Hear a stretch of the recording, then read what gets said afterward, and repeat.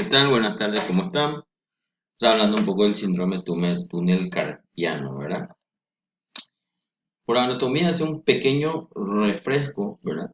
De qué era el túnel carpiano, ¿verdad? El túnel carpiano recibe este nombre ya que está formado por una cantidad de huesos a nivel de la muñeca, ¿verdad? 8 huesos del carpo, los cuales forman una especie de túnel, ¿verdad? Este túnel es por donde pasan habitualmente los tendones de los flexores que controlan el movimiento de los dedos, la flexión, no los extensores, la parte dorsal. También ponen espacio para que pase a través de ese túnel el nervio mediano, ¿verdad? Que se ramifica en la palma de la mano, ¿verdad? Hasta llegar hasta el dedo pulgar, el dedo índice, el dedo medio y la mitad del dedo anular, ¿verdad? Entonces esto viene a ser los huesos que componen el carpo, ¿verdad?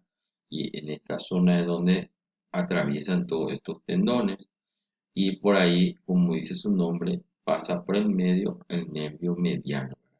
De un lado al otro lado hay una cinta, una especie de aponeurosis que sirve de techo a este túnel, ¿verdad? Esta cinta o este ligamento se llama ligamento transverso del carpo, ¿verdad? Y aquí podemos ver los huesos del carpo. Es aquí por donde pasan los tendones de los músculos que van a insertarse en la palma de la mano, de los tendones de los músculos flexores de la mano, ¿verdad? Los tendones, cuando hay contracción, ellos hacen que los dedos se contraigan y produzcan el cierre de la mano, ¿verdad? O sea, la flexión de los dedos, ¿verdad? Y en contraposición, lo que está en el otro lado, por detrás, son los extensores. Una vez que se relaja esto, los extensores hacen su trabajo en extender los dedos, ¿verdad? A través de esto, por dentro mismo de ese tendón, pasa el nervio mediano, ¿verdad?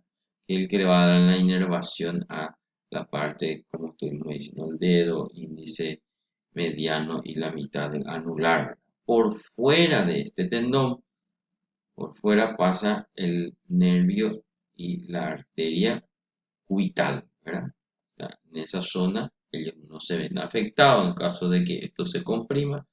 La arteria y el nervio cubital no se ven afectados. Y mucho más por fuera el nervio y la arteria radial, ¿verdad? Bueno, ahí podemos ver la zona de inervación del nervio mediano, ¿verdad? Que cuando sufre una compresión, él produce la lesión de toda esa inervación de esos dedos que estuvimos hablando, ¿verdad? Este síndrome del túnel carpiano se caracteriza por atrapamiento, ¿verdad? Del nervio, compresión a nivel del lugar por donde pasa, ya que el nervio queda comprimido entre los huesos y el ligamento transverso, ¿verdad? Este síndrome tiene mayor predominio, sobre todo en las mujeres, a partir de la cuarta, quinta década de la vida, ¿verdad? También se puede ver en los hombres, tiene mucho que ver con la fibrosis que puede ocurrir en esta zona donde está este tendón, ¿verdad? Esta fibrosis de este tendón hace que se compriman. Se ve y tiene mucho que ver con ciertos hábitos de uso de la mano en cierto tipo de trabajo, ¿verdad? El ligamento transverso va de un lado al otro, ¿verdad? Esta zona de aquí se llama el tenosynovium, ¿verdad? ¿Cuáles son las etiologías que pueden ocasionar este síndrome?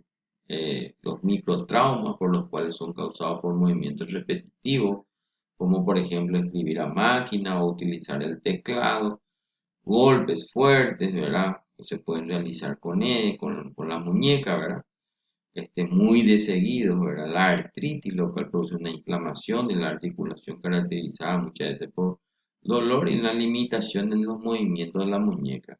Una tenosinovitis de los flexores, que se caracteriza por la inflamación del revestimiento de la vaina que rodea los tendones. Traumatismo o lesiones de muñeca, como por ejemplo torceduras, esguince o fracturas, ¿verdad? La etiología del síndrome del túnel carpiano es habitualmente una luxación del hueso semilunar, tabaquismo, trabajo en ambiente con temperatura muy fría, automanejo de sillas de rueda, consumo de alcohol, en edad avanzada o embarazo, ¿verdad? Aquí podemos ver trabajando sobre el teclado muchas horas, fracturas distales del radio o la utilización de sillas de rueda y esfuerzos sobre la muñeca pueden ocasionar eso, ¿verdad? El nervio mediano se ve inflamado, ¿verdad? Y hay compresión de él, ¿verdad? Y eso produce hormigueo y muchas veces dolor al intentar cerrar la mano, ¿verdad?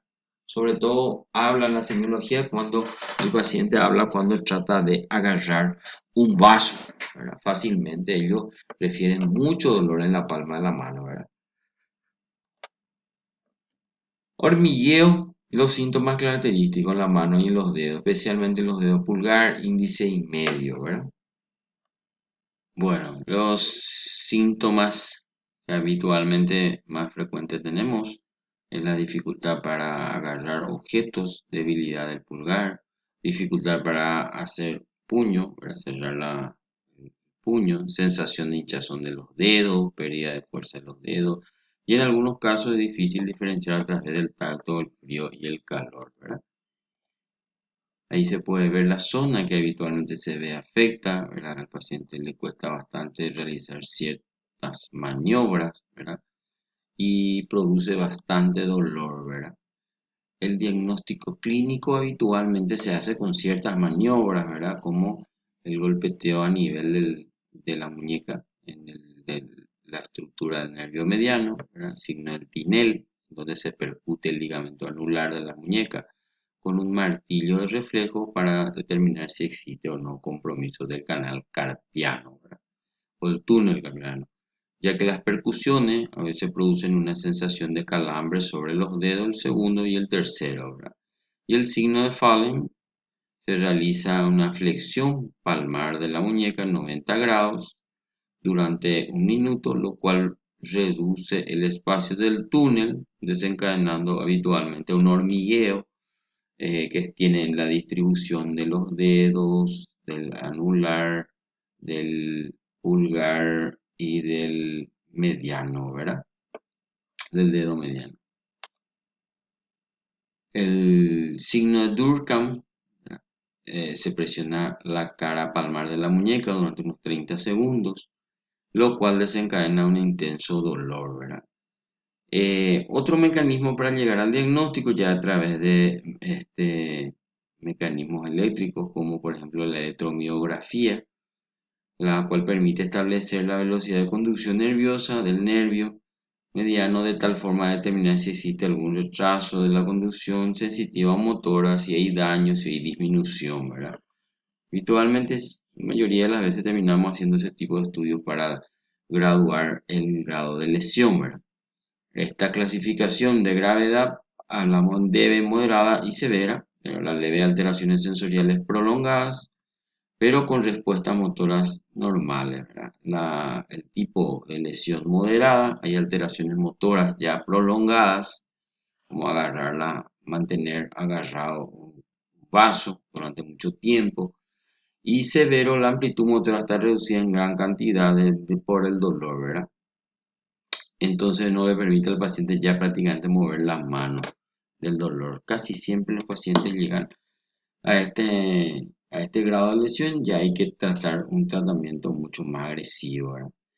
Depende mucho de la edad, del estado general de salud, la historia médica, ¿verdad? Qué tan avanzada está la enfermedad, su tolerancia a determinados tipos de medicamentos, procedimientos o algunos tipos de terapia como fisioterapia y electroestimulación, ¿verdad? Se suele hacer tratamiento kinésico, primero se intenta, ¿verdad?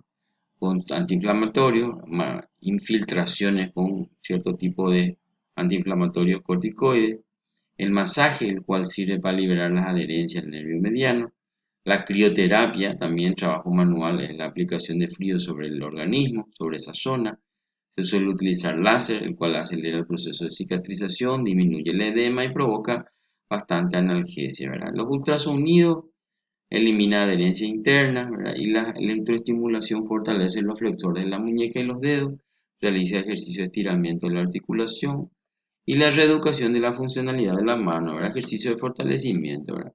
Ejercicios suaves, realizando movilizaciones activas y asistidas y libres sin resistencia, ¿verdad? Y la técnica de MOVA consiste en realizar masajes y movilización del tejido conjuntivo mediante la aplicación de vacío, ¿verdad?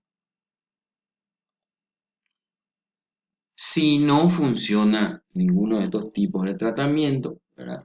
La cirugía consiste en cortar en Z las fibras del ligamento transverso, este de aquí, en forma de Z, se corta, se abre, se libera la estructura, los nervios, las adherencias, ¿verdad?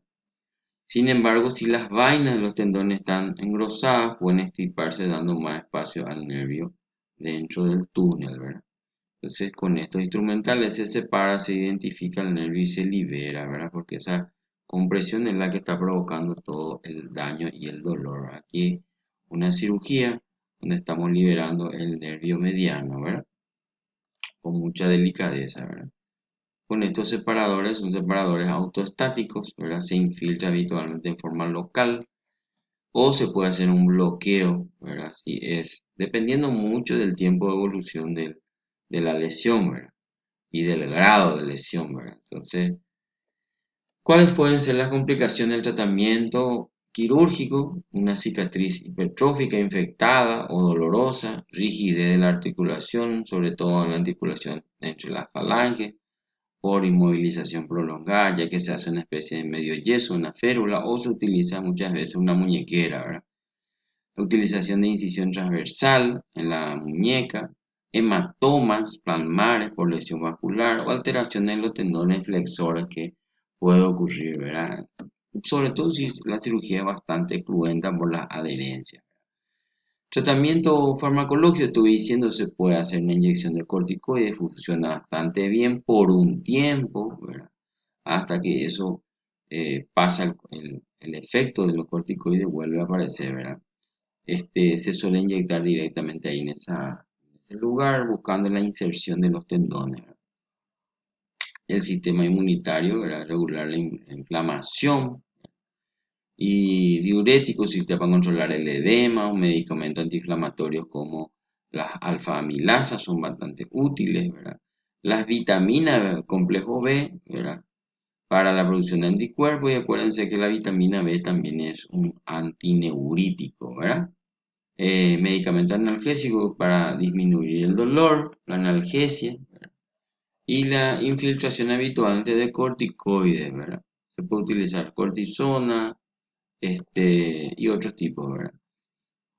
¿Cuál es la prevención? La interrupción de todas tareas que impliquen una flexión forzada a la muñeca, que ejerzan presión sobre el nervio mediano, no trabajar con los brazos demasiado cerca del cuerpo, también de la máquina, no apoyar las muñecas sobre superficies muy duras durante periodos muy largos.